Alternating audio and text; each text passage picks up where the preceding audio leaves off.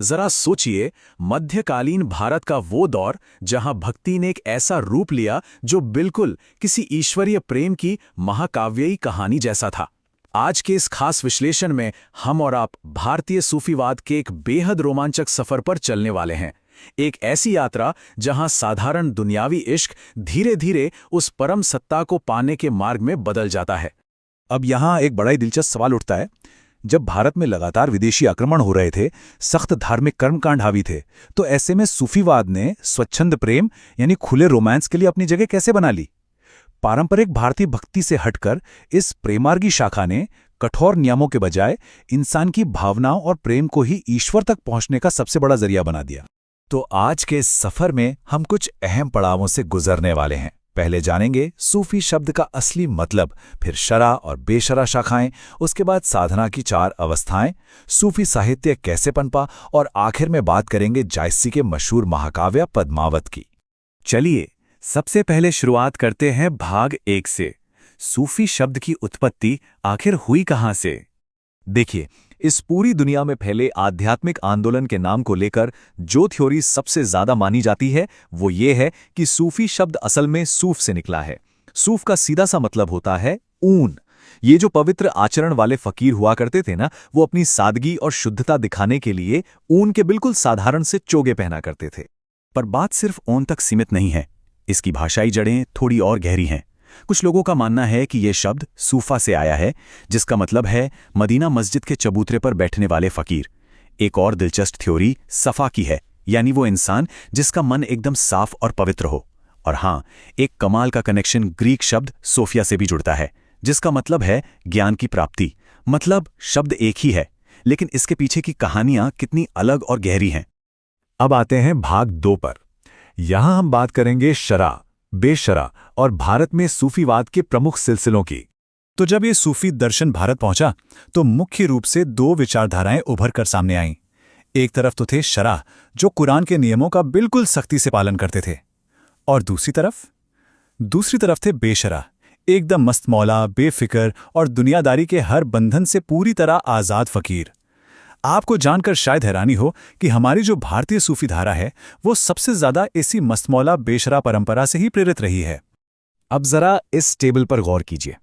अबुल फजल की आईने अकबरी में वैसे तो 14 अलग अलग सूफी संप्रदायों का जिक्र मिलता है, लेकिन इतिहास में ये 5 सबसे ज्यादा मशहूर हुए: सुहरावर्दी, नक्शबंदी, सत्तारी, कादिरी और चिश्ती।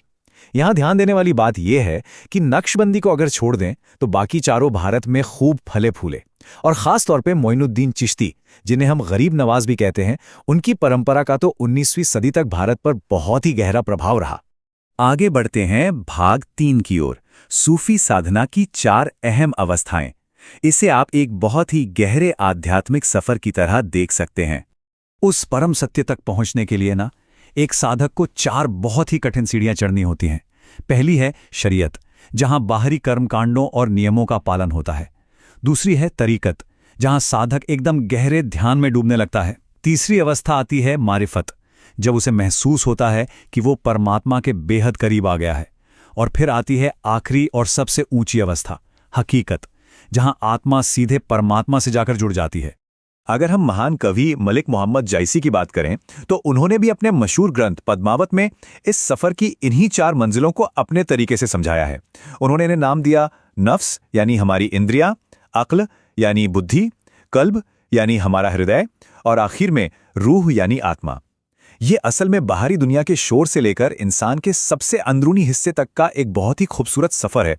और इस पूरी साधना का, इस पूरी मेहनत का जो अल्टीमेट गोल है वो है फना। आपने ये शब्द अक्सर सुना होगा। फना का सीधा सा मतलब है खुद को पूरी तरह मिटा देना, या कहें तो मुक्त हो जाना। इस अवस्था में पहुंचकर साधक की आत्मा जन्म और मरण के इस चक्कर से और हर तरह के बंधन से पूरी तरह आजाद हो जाती है। सूफी प्रेम के इसी मुकाम को सर्वोच्च शिखर माना गया है। चलिए अब आते हैं भाग 4 पर, सूफी साहित्य का विकास। अब सवाल ये है कि ये इतना गहरा दर्शन भारतीय साहित्य के पन्नों पर कैसे उतरा। वैसे विद्वानों के बीच आज भी इस बात को लेकर एक बड़ी दिलचस्प बहस चलती है कि सूफी काव्य की सबसे पहली रचना आखिर है कौन सी। एक तरफ आचार्य रामचंद्र शुक्ल हैं, जो मानते हैं कि कुतुबन की मृगावती पहली रचना है, वहीं दूसरी तरफ आचार्य हजारी प्रसाद द्विवेदी जी का मानना है कि 1501 में लिखी गई ईश्वरदास की सत्यवती की कथा को ये दर्जा मिलना चाहिए।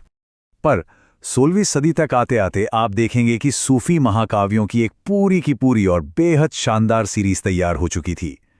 सत्यवती की कथा से बात शुरू होती है, फिर पद्मावत और फिर चित्रावली तक का सफर।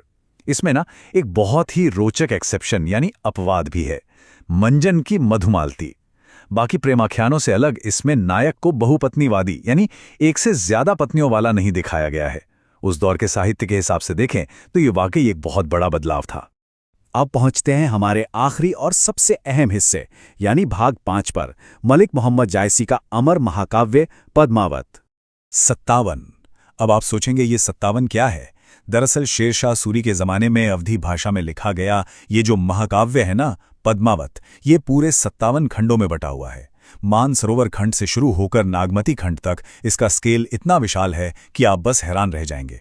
उत्तर प्रदेश के जायस नगर के रहने वाले थे जायसी, और उन्होंने इस ग्रंथ में श्रृंगार रस और हेतु प्रेक्षा अलंकार का जो जादुई इस्तेमाल किया है वो तो देखते ही बनता है।